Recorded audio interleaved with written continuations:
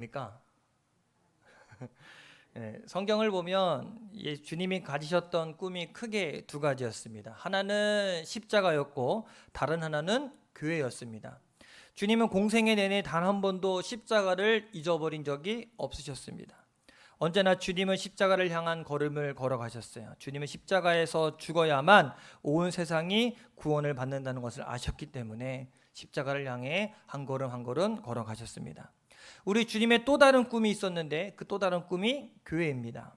물론 복음서에서는 교회에 관한 이야기가 딱 한 곳, 이 마태복음 16장에만 나오지만 사실 주님의 모든 사역은 이 땅에 하나님의 교회를 세우는 것에 집중했다고 해도 과언이 아닙니다. 주님은 음부의 권세를 깨트리고 이 땅에 하나님 나라를 이루기 위해 교회를 세우셨고, 하나님의 사람들이 불같이 일어나서 십자가의 복음을 들고 땅끝까지 가서 온 세상 사람들을 아버지 하나님께로 돌이킬 것을 꿈을 꾸셨습니다. 그런데 여러분, 이 땅의 교회들이 예수님이 꿈꾸셨던 것처럼 그렇게 이루어져 가고 있을까요? 어떻게 생각하십니까? 우리는 교회 다니는 사람들이니까, 예수 믿는 사람들이니까 이 땅의 교회들이 주님이 꿈꾸셨던 그런 교회가 되어 가고 있습니까? 아닙니까? 스위스의 영성가였던 프린스 세퍼가 이 미국 교회를 방문하고 미국 교회를 이렇게 평가했다고 합니다. 미국 교회 여기 저기를 가보고 내가 발견한 것은 미국 교회 성도들이 모두 자기 행복, 자기 만족에 빠져 있다는 것이었다. 미국 교회의 불행이 여기에 있다라고 이야기해요.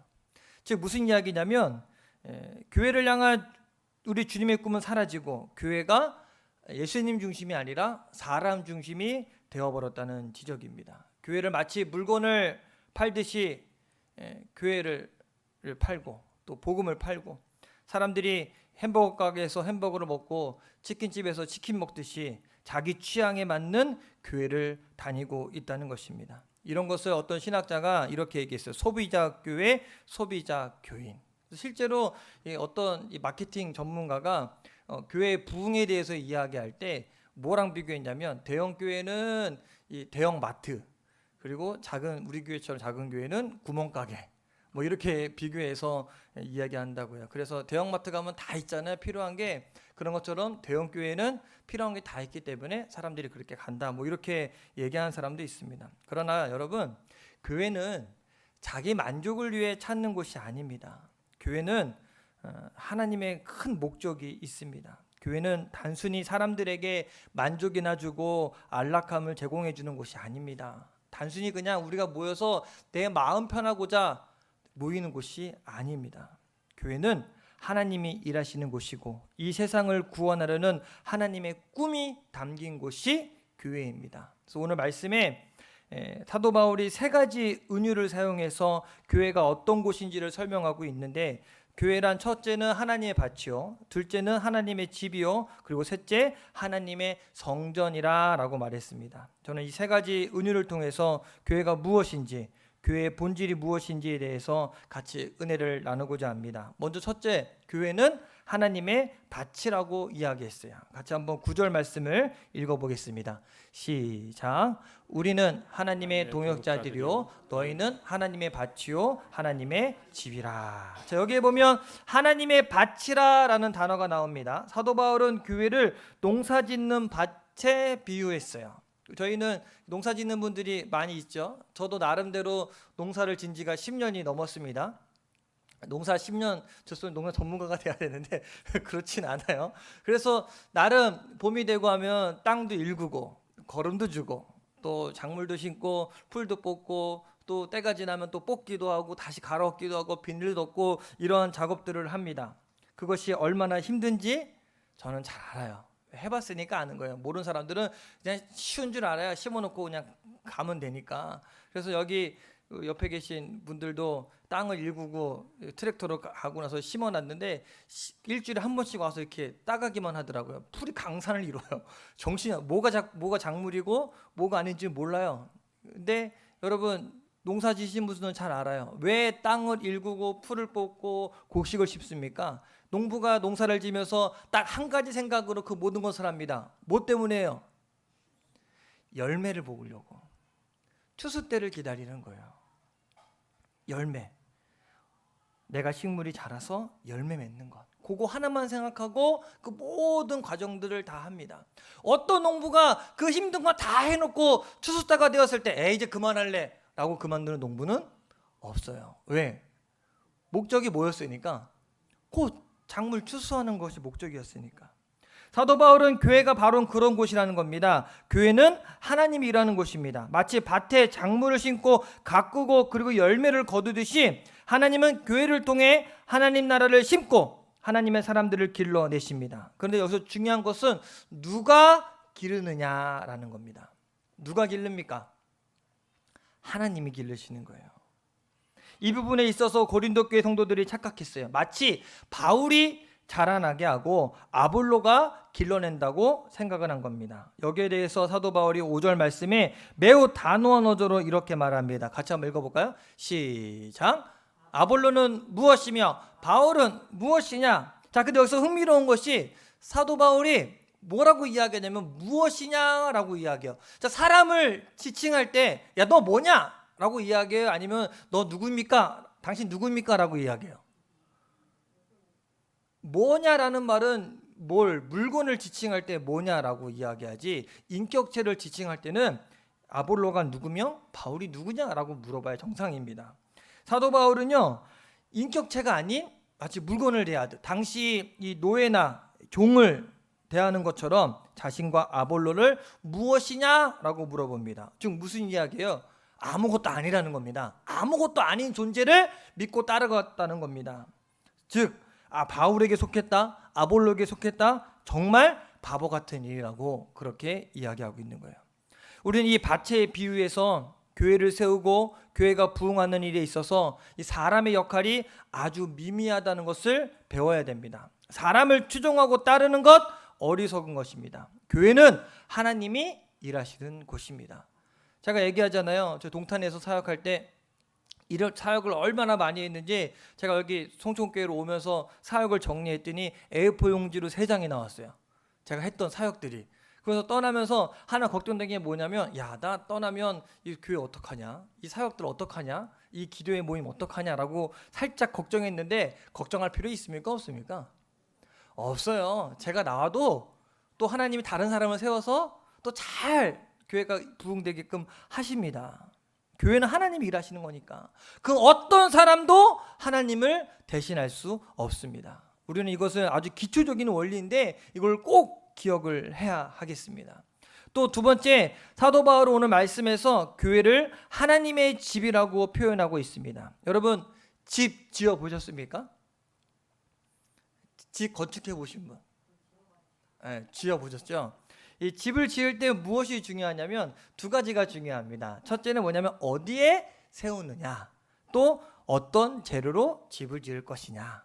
내가 판넬로 지을 거냐, 벽돌로 지을 거냐, 아니면 뭐 콘크리트 건물로 지을 거냐라는 것이 중요합니다. 한번 우리 10절, 11절 말씀 같이 한번 읽어보겠습니다. 시작.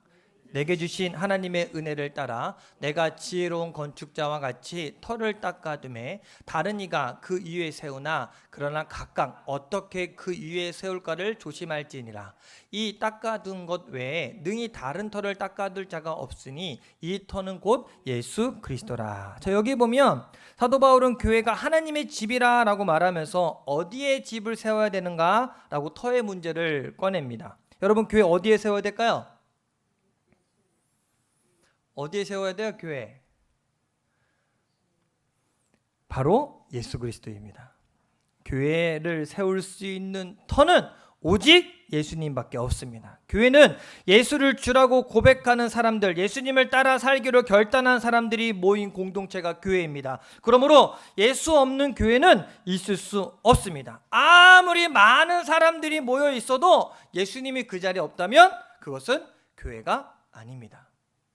마찬가지로 바울도 아볼로도 교회의 터가 될 수 없어요. 그들은 하나님의 사역자들이 결코 교회의 터가 될 수 없습니다. 예수님이 아닌 어떤 사람이나 어떤 사상 역시 교회의 터가 될 수 없습니다. 교회는 오직 하나의 기초, 바로 예수 그리스도라는 터 위에 세워질 때 진정한 교회가 될 수 있습니다. 집을 짓는데 2번째 중요한 것이 있습니다. 그것이 뭐라고 얘기했어요? 어디에 지을 것이냐? 또 어떤 재료로 지을 것이냐. 오늘 말씀해 보면 어떤 사람은 금이나 은이나 보석 같은 값진 재료를 사용해서 집을 짓습니다. 반면 어떤 사람은 나무나 풀, 집과 같은 걸로 집을 세웁니다. 그런데 겉으로 봐서는 잘 모를 때가 있습니다. 진짜 좋은 재료로 지었는가 아니면 값싼 것으로 지었는가 금방 드러나지 않습니다. 여러분 그 집이 다 그 집 같지만 가격이 완전 달라지는 집들이 많이 있습니다. 실제로 뉴스 같은 거 접해보면 집이 와르르 무너지는 경우가 있죠. 예, 우리나라도 삼풍백화점이 와르르 무너진 적이 있었어요. 그래서 얼마 전에 방송에서 삼풍백화점이 왜 무너진지에 대해서 자세하게 설명을 하는데 여러분 그게 겉으로는 멀쩡해 보였는데 돈을 아끼려고 또 돈을 수익을 더 벌려고 기둥들을 다 제거하기도 하고 또 싼 재료 쓰고 이 철근도 두꺼운 거 써야 되는데 얇은 거 쓰고 그런 일이 다 벌어졌어요. 그랬더니 어떤 일이 벌어집니까? 겉으로 봤을 때는 멀쩡했는데 어떻게 됐어요? 시간이 지나니까 와르르 위에 이 에어컨 공조기가 돌아가는데 그 울림에 있어서 그냥 건물이 와르르 무너집니다. 여러분 겉으로 봤을 때는 잘 몰라요. 금방 드러나지 않습니다. 그런데 오늘 말씀해 봤더니 불이 임하면 알 수 있다라고 이야기해요. 13절 말씀 같이 한번 읽어볼까요? 시작. 각 사람의 공적이 나타날 터인데 그 날이 공적을 밝히리니 이는 불로 나타내고 그 불이 각 사람의 공적이 어떠한 것을 시험할 것임이라. 자, 뭐가 임하면 알 수 있다 그래요? 불이 임하면 알 수 있대요. 금이나 은이나 보석으로 지은 집은 타지 않을 것입니다. 그러나 나무나 풀이나 집으로 지으면 금방 타버리고 말 것입니다. 말하자면 불 앞에 서보면 알 수 있다는 거예요. 여기서 말하는 불은 뭘까요? 시험이나 환난 또 혹은 마지막 심판을 의미한다고 할 수 있어요. 그렇기 때문에 교회는 좋은 재료, 금과 은, 보석과 같은 불 같은 시험이나 어려움을 당해도 끄떡없는 믿음의 업적으로 세워야 됩니다. 그럼 우리 교회는 금으로 건축할까요? 여기서 말하는 건 뭡니까? 정말로 금으로 교회를 지으려고 건물 형상을 지라는 얘기가 아닙니다.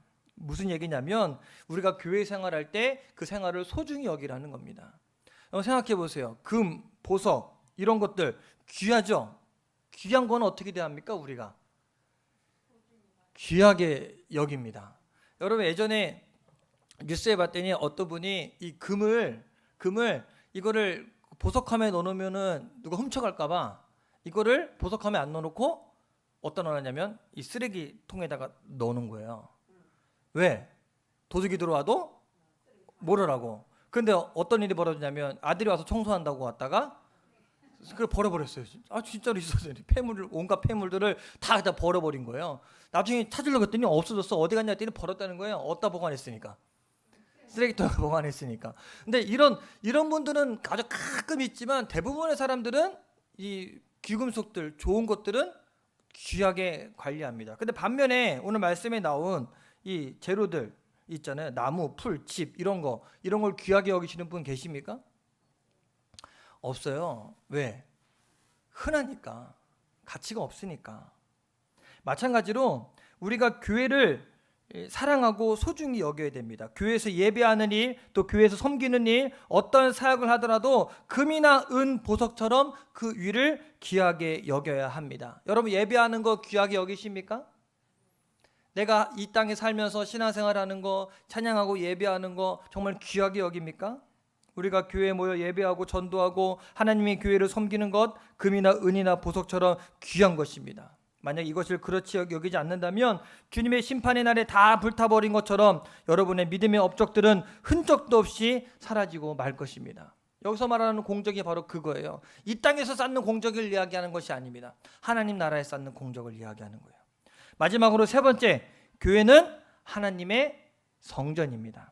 하나님이 거하시는 곳, 거룩한 성전이 바로 교회라는 겁니다. 16절 말씀 같이 한번 읽어볼까요? 시작. 너희는 너희가 하나님의 성전인 것과 하나님의 성령이 너희 안에 계시는 것을 알지 못하느냐. 사도 바울이 물어봐요. 너 알지 못하느냐? 뭔 얘기예요? 왜 몰라? 알고 있어야지. 당연히 알고 있어야 되는데 잊어버린 거 아니야? 뭐를요? 뭘 잊어버린 겁니까?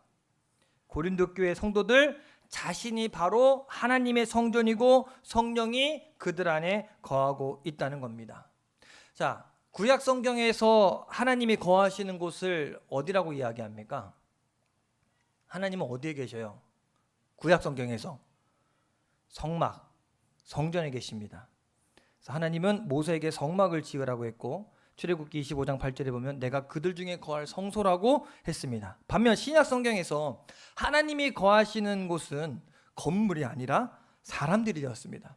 하나님은 어떤 건물이 아니라 예수를 주로 고백하는 성도들을 성전 삼고 그 성도들 안에 거하시겠다고 말씀하셨습니다. 즉 교회란 건물이 아니라 여러분 성도들 한 사람 한 사람 개인을 교회라고 이야기하는 겁니다. 그래서 여러분 한 사람 한 사람 너무나 귀합니다.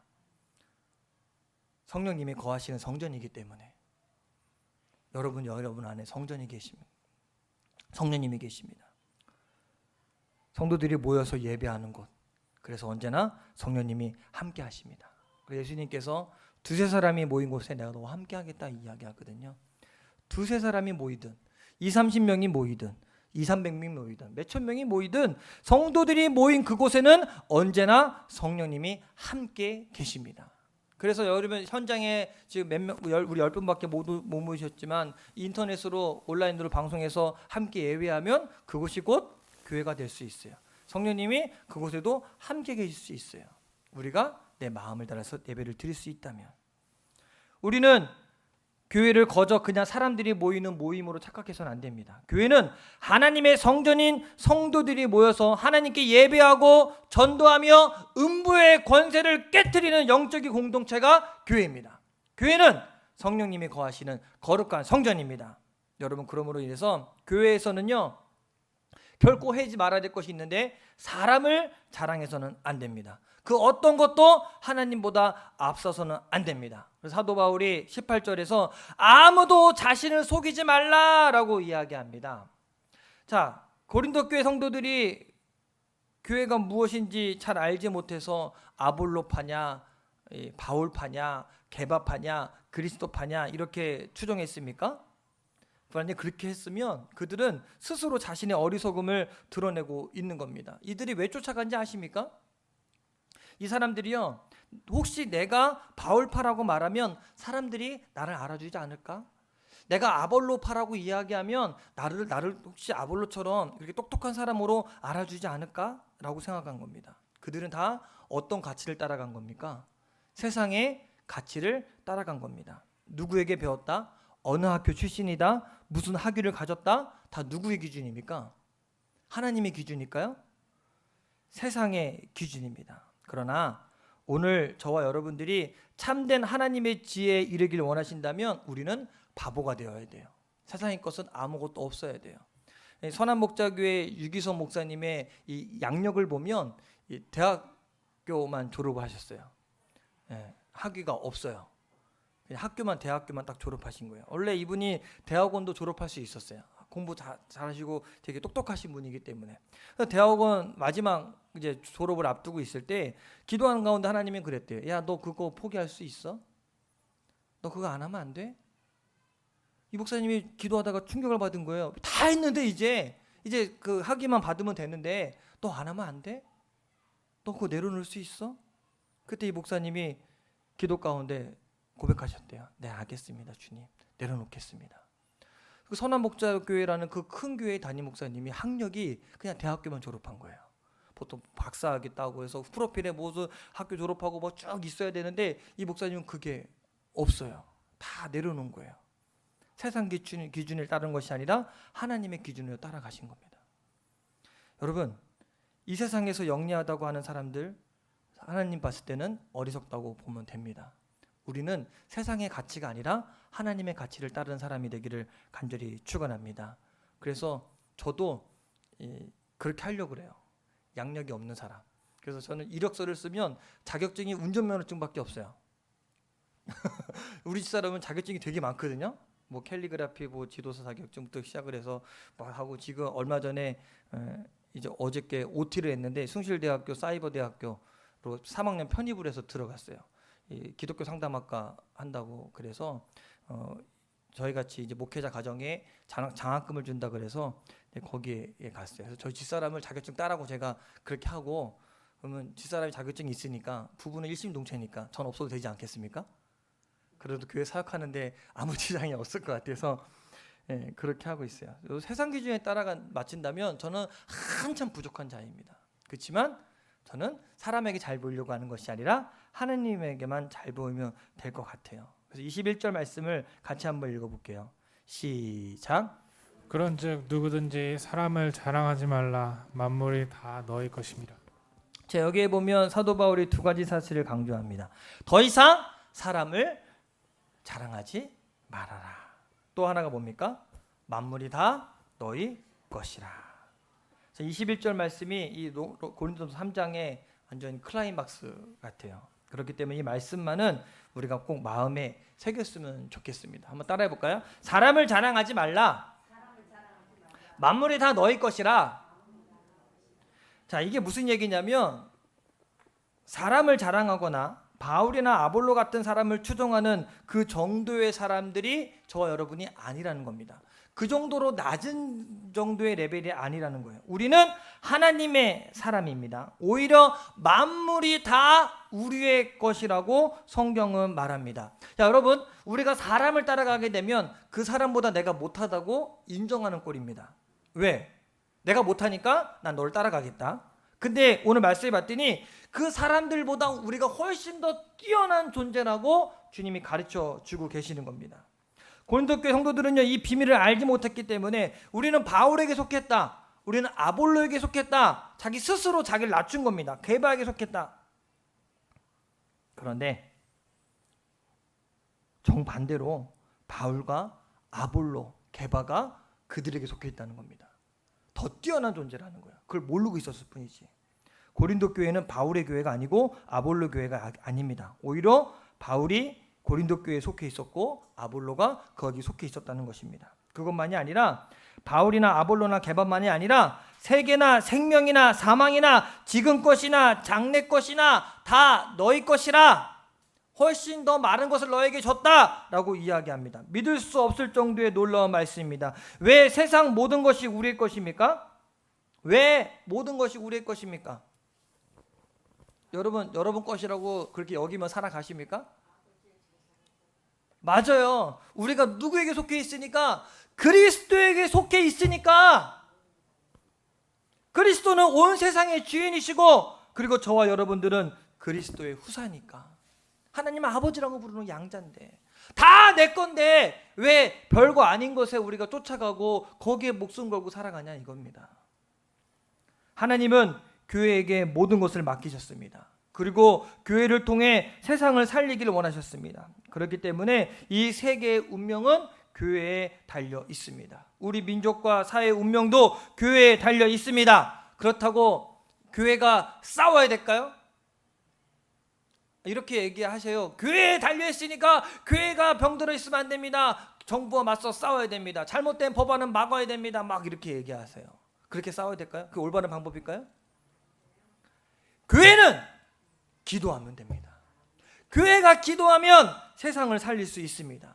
교회가 영적 권위를 회복해야 됩니다. 그러면 본격적으로 하나님 나라를 세워갈 수 있어요. 그러면 이 땅의 음부의 권세는 반드시 무너집니다.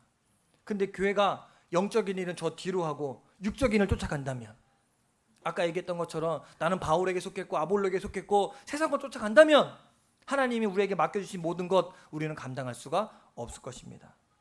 하나님의 성전인 교회는 그야말로 하나님의 꿈입니다. 그래서 하나님의 마음이 늘 교회 안에 있음을 우리가 기억하시게 되길 바랍니다. 여러분, 이런 교회를 어떤 인간적인 모임으로 전락시켜서는 절대로 안 됩니다. 교회는 결코 어떤 회사나 기업이 아닙니다. 그래서 교회 안 다니는 사람이 이렇게 물어볼 수 있어요. 전화해서 물어볼 수 있어요. 어제도 제가 전화를 받았는데 제가 개인적으로 좀 친하게 지내는 이 낚시하시는 분이 있어요. 전 낚시를 이렇게 겨울에만 이렇게 빙어 잡으러 다니지 낚시 안 하는데, 이분이 저희 성경학교 때 와서 아이들 데리고 와서 촬영도 해주고 막 해서 전화가 왔어요. 오랜만에 1년 만에 전화를 한 거예요. 그래서 어쩐 일이세요? 그랬더니 목사님 요즘에 힘든데 어떻게 지내세요? 하면서, 이분은 교회를 안 다니시는 분이니까 이제 경제적으로 이렇게 물어봐요. 아유, 성도님들 못 모이면 힘들지 않냐고 뭐 이렇게 물어봅니다. 마치 회사나 기업처럼. 여러분 근데 맞습니까? 교회는 회사나 기업처럼 많이 모이면 성공한 교회고 안 모이면 실패한 교회입니까? 요즘 한국 교회가 큰 교회, 대형 교회 만드는 것이 마치 큰 성공처럼 이야기하는데 절대 아닙니다. 대형 교회 또 교회 아들에게 물려주고 뭐 이렇게 하는 것 다 세상적인 가치의 기준입니다. 누가 뭐라고 해도 교회는 세상을 살릴 하나님의 사람들을 길러내고 하나님 나라를 이 땅에 심는 곳이 되어야 되는 것이 바로 교회의 역할입니다. 교회 크고 작고 많이 모이고 적게 모이고는 중요한 문제가 아닙니다. 많이 모인다고 했는데 거기 안에 예수님이 안 계시고 세상을 살릴 그리스도인이 없다면 그 교회는 실패한 교회입니다. 적게 모여도 우리가 다 예수 그리스도의 제자로 다 거듭날 수 있고 근데 세상을 살릴 그런 기도의 사람이 모여 있다면 그 교회는 하나님이 기뻐하시는 성공한 교회가 될 수 있다는 겁니다. 이제는 천국에 계시는 우리 옥하는 목사님이 계세요. 사랑의 교회라고 아주 큰 교회 있잖아요. 이 목사님의 아들이 옥성호 집사님인데 이분이 이제 아버지 돌아가신 다음에 이제 책을 집필 했어요. 근데 거기에 이 옥하는 목사님에 대한 일화가 하나가 소개되어 있는데 한 번은 주일 예배를 마치고 아버지 옥하는 목사님이 집에 들어오시더니 거실에 앉아서 막 울고 계시다는 거예요. 그래서 아들이 아버지한테 물어보는 거예요. 아버지 왜 우세요? 무슨 속상한 일 있으세요? 그랬더니 이 아버지 옥하는 목사님이 울면서 이렇게 말씀하시대요. 야 글쎄 오늘 우리 교회 교인이 5천 명이 되었대. 막 우시는 거예요. 너무 슬퍼하시면서. 그래서 이 아들 옥지사님이 아니 교인이 많아지면 좋은 거 아니에요? 아 근데 왜 우세요? 좋아하셔야지. 그때 옥하는 목사님이 이렇게 말씀하셨대요. 아니야. 주님은 나에게 대형 교회 만들라고 하지 않고 한 사람 한 사람 제자를 삼으라고 하셨어. 근데 자꾸 사람들이 모여서 대형 교회가 되어가니 내가 어떻게 하면 좋겠냐 하면서 막 울면서 이야기하셨다는 겁니다. 참 가슴에 찡이 오는 일화입니다. 사람들은요 세상적인 기준으로 살아가요. 많으면 좋은 줄 알아요. 교회가 번듯하면 좋을 줄 알아요. 근데 그게 아니라는 겁니다. 이제 말씀을 정리하겠습니다. 교회는 하나님이 일하시는 하나님의 밭입니다. 심느니 물주니가 아니라 곡식을 자라나게 하시는 하나님이십니다. 또한 교회는 하나님의 집입니다. 집의 터는 누가 뭐라고 해도 예수 그리스도여야 합니다. 그리고 교회는 하나님의 성전입니다. 성전 안에는 성령님이 거하십니다. 교회를 교회되게 하시는 분은 성령님이십니다. 바라기는 우리 송정교회를 통해서 우리 주님의 꿈이 이루어지게 되기를 간절히 축원합니다. 그래서 오늘 같이 제가 찬양할 때 성령님이 임하시는 곳이 성전이잖아요. 그래서 이곳에 성령님을 초청하는 찬양을 했으면 좋겠어요. 우리 각 가정에서 온라인으로 예배 드신 분도 우리 같이 뜨거운 마음으로 찬양했으면 좋겠습니다. 우리 임재라는 찬양이에요. 우리 가사를 잘 주목하면서 주님 이곳에서 우리 예배를 받아주시고 우리 성전이 그냥 모여서 그냥 내 기분 좋으려고 모이는 곳이 아니라 내 마음 편하려고 모이는 것이 아니라 하나님을 예배하는 곳이 되게 인도하여 주옵소서. 우리 가정의 교회가 되게 하시고 내가 있는 곳이 곧 성전이 되게 해달라고 같이 찬양하고 기도할 수 있게 되겠습니다.